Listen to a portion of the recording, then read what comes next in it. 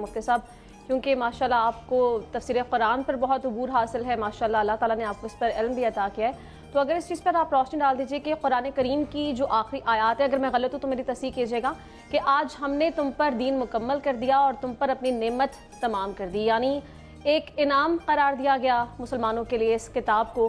تو ذرا اس آیت کی روشنی میں بتا دیجئے کہ قرآن مجید فرقان حمید دراصل ہم مسلمانوں کے لیے ہے کیا؟ بسم اللہ والصلاة والسلام علی رسول اللہ وعلی آلہ واصحابہ اجمعین الی یوم الدین. رمضان المبارک اور قرآن کریم دونوں کا آپس میں بہت گہرا تعلق ہے. رمضان ہی میں اللہ تعالیٰ نے قرآن کریم کو لوح محفوظ سے آسمان دنیا تک نازل فرمایا. پھر آسمان دنیا سے نبی پاک صلی اللہ علیہ وسلم کے سینے پر جو نازل فرمایا اس کا آغاز بھی رمضان المبارک میں ہوا. قرآن کریم یہ اللہ کا کلام ہے. باقی جتنی آسمانی کتابیں ہیں اور صحیفے ہیں وہ کتابیں اور صحائف تو کہلاتے ہیں لیکن کلام نہیں کہلاتے، کیونکہ اللہ تعالیٰ نے ان کی تلاوت نہیں فرمائی. قلم کو حکم دیا، قلم نے لکھ دیا. قرآن کریم واحد کتاب ہے جو اللہ کا کلام ہے، اللہ نے خود اس کی تلاوت فرمائی ہے. احادیث میں آتا ہے کہ کائنات کے وجود سے 2000 سال پہلے اللہ تعالیٰ نے سورہ طٰہٰ اور سورہ یاسین کی تلاوت فرمائی، اور فرشتوں نے جب سنی تو فرشتوں نے اس وقت مبارکباد دی کہ بڑے خوش نصیب ہیں وہ لوگ جن کو یہ کلام ملے گا. یعنی مسلمانوں کی خوش نصیبی کا تذکرہ کائنات کے وجود میں آنے سے 2000 سال پہلے ہی فرشتوں نے کیا ہے. قرآن کریم بھی قیامت کے دن سفارش کرے گا اور روزہ بھی سفارش کرے گا. یہ دونوں ہمارے سفارشی ہیں. اور نبی پاک صلی اللہ علیہ وسلم نے فرمایا کہ روزہ یوں کہے گا کہ اے اللہ، میں نے تیرے اس بندے کو سارا دن بھوکا پیاسا رکھا، لہٰذا میری سفارش قبول کر اسے معاف کر دے. پھر قرآن کریم بھی کہے گا کہ اے اللہ، میں نے اس کو رات کو روکے رکھا اور تلاوت میں مشغول رکھا کہ یہ تراویح پڑھتا تھا، قرآن سنتا تھا، اس لیے اللہ میں بھی سفارش کرتا ہوں کہ تو اس کو معاف کر دے. آپ صلی اللہ علیہ وسلم نے فرمایا کہ روزے کی سفارش بھی قبول کی جائے گی اور قرآن کریم کی سفارش بھی قبول کی جائے گی اور اس مسلمان کی مغفرت ہو جائے گی. پھر رمضان مبارک کی اپنی برکتیں بہت ہیں. قرآن کریم کے حوالے سے میں چند باتیں عرض کرنا چاہتا ہوں. نبی پاک صلی اللہ علیہ وسلم نے فرمایا کہ جو قرآن کریم کا ایک حرف پڑھے اللہ اسے 10 نیکیاں دیتے ہیں. اور پھر آپ نے فرمایا کہ الف لام میم یہ 3 حروف ہیں، جس نے ان کو پڑھ لیا اسے 30 نیکیاں مل گئیں.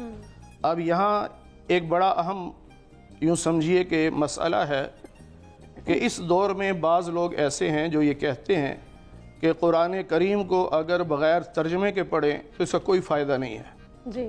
وہ یہ کہتے ہیں کہ قرآن کریم کو بغیر ترجمے کے پڑھیں تو کوئی فائدہ نہیں، لہٰذا حافظ قرآن جو قرآن حفظ کرتا ہے اس کا کوئی فائدہ نہیں.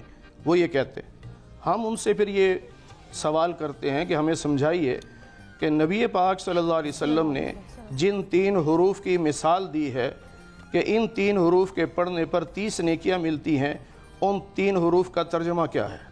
الف لام میم، اس کا تو ترجمہ کوئی نہیں.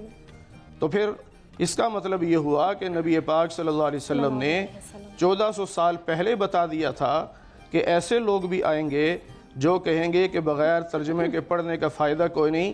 میں تمہیں بتا رہا ہوں کہ بغیر ترجمے کے پڑھنے کا بھی فائدہ ہے کہ ایک ایک حرف پہ 10 نیکیاں ملتی ہیں.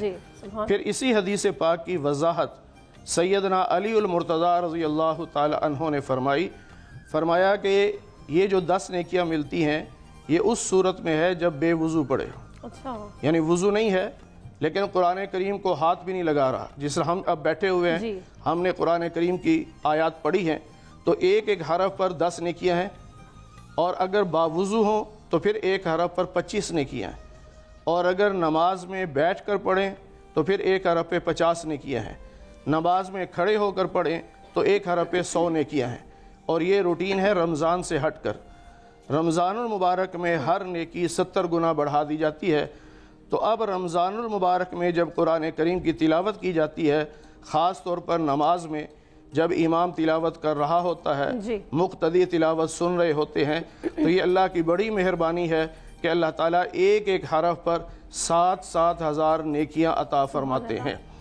یہ بہت بڑی خوش نصیبی، اس لیے قرآن اور رمضان دونوں کا بہت گہرا تعلق ہے، بہت گہرا آپس میں تعلق بھی ہے، اور امت مسلمہ کے لیے دونوں ہی بہت انعام انعام ہیں۔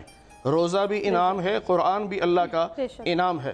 اور جس طرح اللہ تعالیٰ ساری مخلوقات پر افضلیت رکھتے ہیں، اسی طرح اللہ کا کلام بھی سارے کلاموں پر افضلیت رکھتا ہے۔ جس طرح کوئی مخلوق رب کے برابر نہیں ہو سکتی، اسی طرح دنیا کا کوئی کلام رب کے کلام کے برابر نہیں ہو سکتا۔ اور بات اسی پہ ختم نہیں ہوتی کہ اللہ تعالیٰ نے تلاوت فرما دی، پھر قرآن کریم نازل فرما دیا، بلکہ اس سے آگے چلیں، جنت میں جب سارے جنتی پہنچ جائیں گے، اس وقت اللہ تعالیٰ جنتیوں سے فرمائیں گے کہ مانگو کیا مانگتے ہو۔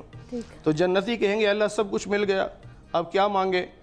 وہاں تھوڑی تفصیل بھی ہے، کہیں گے اللہ راضی ہو جا، اللہ فرمائیں گے راضی ہوں تو جنت دی ہے، کہیں گے یا اللہ معاف کر دے، اللہ فرمائیں گے معاف کیا ہے تو جنت میں آئے ہو۔ پھر علماء سے مشورہ کریں گے جنتی، تو علماء ان کو مشورہ دیں گے کہ اللہ سے یہ کہو کہ اللہ اپنا دیدار کرا دے، آپ کو ہم دیکھنا چاہتے ہیں۔ اس وقت پھر اللہ تعالیٰ حکم دیں گے کہ تمام جنتی جو ہیں وہ میدان مزید میں آ جائیں۔ جنت میں ایک میدان ہے، اس کا نام میدان مزید ہے، وہاں کی ہر چیز سفید ہے، اور وہاں پر کرسیاں لگی ہوئی ہوں گی، ہر جنتی اپنی اپنی کرسی پہ جا کے بیٹھے گا، لیکن وہاں صرف مرد ہوں گے، عورتیں نہیں ہوں گی۔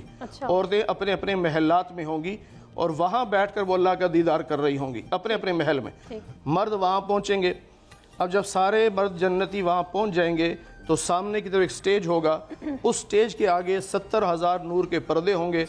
اللہ تعالیٰ جنت کا جو داروغہ ہے، سپریڈنٹ جو فرشتوں کا ہے، اس کا نام ہے رضوان۔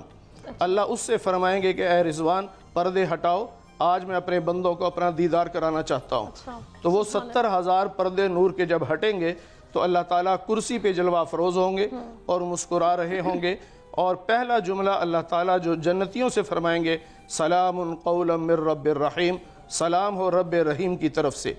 اب اس کے بعد باقاعدہ ایک پروگرام ہوگا جس کا جلسہ ہوتا ہے، فرشتوں کو اللہ حکم دے گے کہ جنت کے گیت سناؤ۔ فرشتے جنت کے گیت سنائیں گے، اور جنت کی کھڑکیاں، دروازے، درخت یہ ہلکے ہلکا جو ہے وہ جھومیں گے، جس سے میوزک پیدا ہوگا۔ اس کے بعد اللہ تعالیٰ سیدنا داؤد علیہ السلام سے فرمائیں گے کہ آپ میرا کلام سنائیں۔ تمام نبیوں میں سب سے خوبصورت آواز کے مالک سیدنا داؤد علیہ السلام تھے۔ قرآن کریم میں ہے کہ آپ جب زبور پڑھا کرتے تھے تو پہاڑ بھی آپ کے ساتھ پڑھتے تھے، حتیٰ کہ پرندے رک کر سنا کرتے تھے، رک جایا کرتے تھے۔ اس کے بعد اللہ تعالیٰ نبی پاک صلی اللہ علیہ وسلم سے فرمائیں گے کہ میرے محبوب اب آپ آ کر سورہ یاسین کی تلاوت سنائیں۔ آپ دیکھیے کہ اکثر ایسا ہوتا ہے کہ ہم گھروں میں سورہ یاسین کی تلاوت صبح صبح لگا لیتے ہیں، سنتے ہیں، اور پھر قاری عبدالباسط عبدالصمد مصر کے جو قاری تھے رحمۃ اللہ علیہ، ان کی آواز میں سورہ یاسین سنتے ہیں تو جھوم جاتے ہیں، روح تازہ ہو جاتی ہے۔ بالکل ایسے تو جب اس شخصیت سے سنیں گے جس پہ قرآن نازل ہوا ہے تو کیا عالم ہوگا۔ اس کے بعد آخر میں اللہ تعالیٰ خود فرمائیں گے کہ جنتیوں آج سورہ رحمان کی تلاوت میں خود تمہیں سناتا ہوں۔ سبحان اللہ، تو یہ دیکھیے کتنا بڑا اعزاز ہے ہمارے لیے کہ ہم روزہ بھی رکھ رہے ہیں، اللہ کو راضی کر رہے ہیں، اور قرآن کریم کی تلاوت بھی کر رہے ہیں، اللہ کو راضی کر رہے ہیں، اور دونوں ہمارے سفارشی بنیں گے۔ اور جب قرآن کریم کی ہم تلاوت کریں گے، دنیا میں خوب اچھی طرح تلاوت کریں گے، تو وہاں پھر تلاوت سننے کا مزہ بھی آئے گا۔ جو فن کا ماہر ہوتا ہے نا، اس کو پتہ چلتا ہے کہ یہ آدمی کس انداز سے کلام پڑھ رہا ہے۔ تو جب مسلمان اس فن کا ماہر ہوگا کہ قرآن کو کیسے پڑھنا ہے، اس کے مخارج کیسے ہیں، تلفظ کیسے ہیں، اس کی قراءات کیسی ہیں، تو دنیا میں جب اس نے مشقیں کی ہوں گی، جب وہ نبی کی زبان سے سنے گا اور اللہ کی زبان سے سنے گا تو اس کا لطف ہی دوبالا ہو جائے گا۔